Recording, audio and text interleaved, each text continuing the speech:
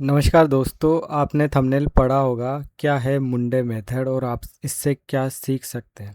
देखिए, आज आप यूपीएससी एस्पिरेंट हो सकते हैं, आप एक आईएएस ऑफिसर हो सकते हैं और या आप कोई से भी अधिकारी हो सकते हैं। तो मुंडे मेथड आपके लिए काफ़ी काम का हो सकता है। ये बताता है कि आपको इस स्ट्रेस में और बिना डरे हुए कैसे काम करना है। देखिए, ईमानदारी से अपना काम करना सबसे बड़ी ताकत होती है और वो आप कैसे कर सकते हैं। अगर आप आईएएस बनना चाहते हैं तो आपके लिए बहुत ही काम का है। और शायद ही कोई ऐसा एस्पिरेंट होगा जिसने आईएएस तुकाराम मुंडे का नाम नहीं सुना होगा। The IAS officer taking on Maharashtra food sector, 25 मई 2026 को भी हाल ही में इनकी ज्वाइनिंग होती है। ये as a food commissioner join करते हैं महाराष्ट्र में और उसके बाद तो सारी खबरें चर्चा में है, सबको पता है इन्होंने क्या किया। और इन्होंने कुछ नहीं किया, ये खुद कहते हैं कि मैंने कुछ नहीं किया, बस मैंने ईमानदारी से मेरा कार्य किया।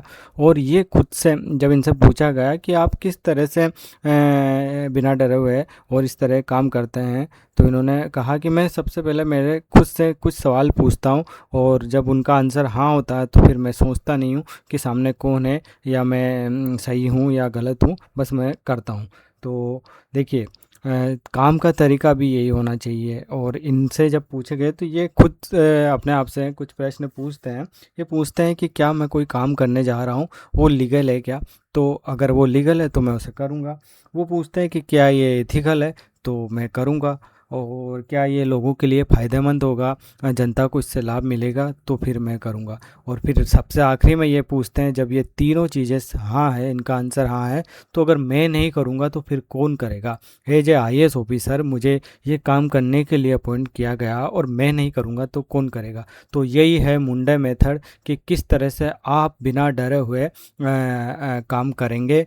और देखिए, इनसे प्रेरित होकर आप बहुत कुछ सीख सकते हैं।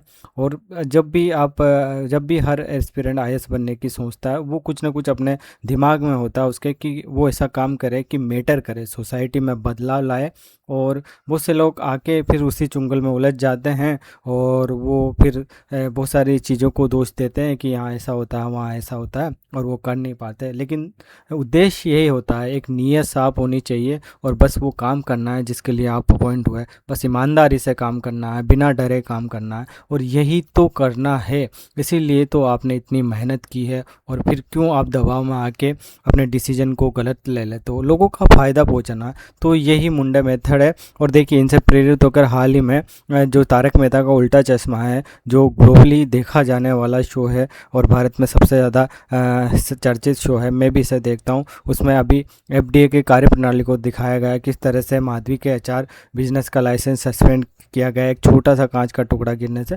तो यही तरीका होता है कि आप देखिए, खाद्य पदार्थों में मिलावट मेरी नज़र में तो सबसे बड़ा अपराध है और यह नहीं करना चाहिए।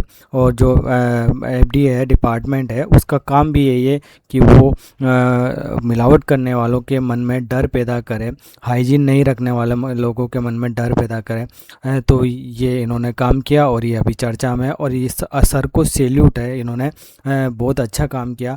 देखिए, सबसे ज़्यादा अगर बात करें तो खाद्य सेहत ही सबसे इम्पोर्टेंट है। और खाद्य पदार्थों में अगर मिलावट होगी तो हमारा समाज स्वस्थ कैसे रहेगा, हम आगे कैसे बढ़ेंगे। हम विकसित भारत का सपना देखते हैं, हम उसे कैसे पूरा करेंगे। अगर विकसित भारत बीमार रहेगा तो फिर काहे का भारत, काहे का विकास, काहे का कुछ भी नहीं रहा। यूँ मान के चलिए, स्वास्थ्य ही एक अच्छे समाज के पास सबसे ऊपर होना चाहिए, स्वास्थ्य। और स्वास्थ्य अगर सही रहेगा तो वो हर लक्ष्य को अचीव कर सकते हैं।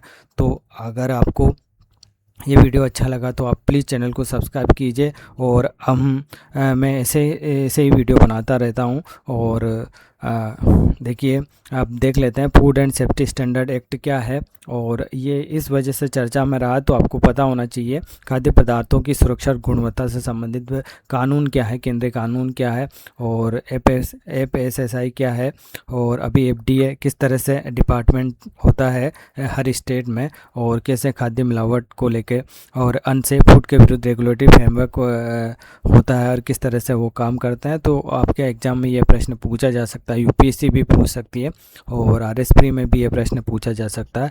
तो आपको ध्यान रखना है। तो इस तरह से ये वीडियो बनाया, आपको अच्छा लगा तो आप प्लीज़ चैनल को सब्सक्राइब कीजिए।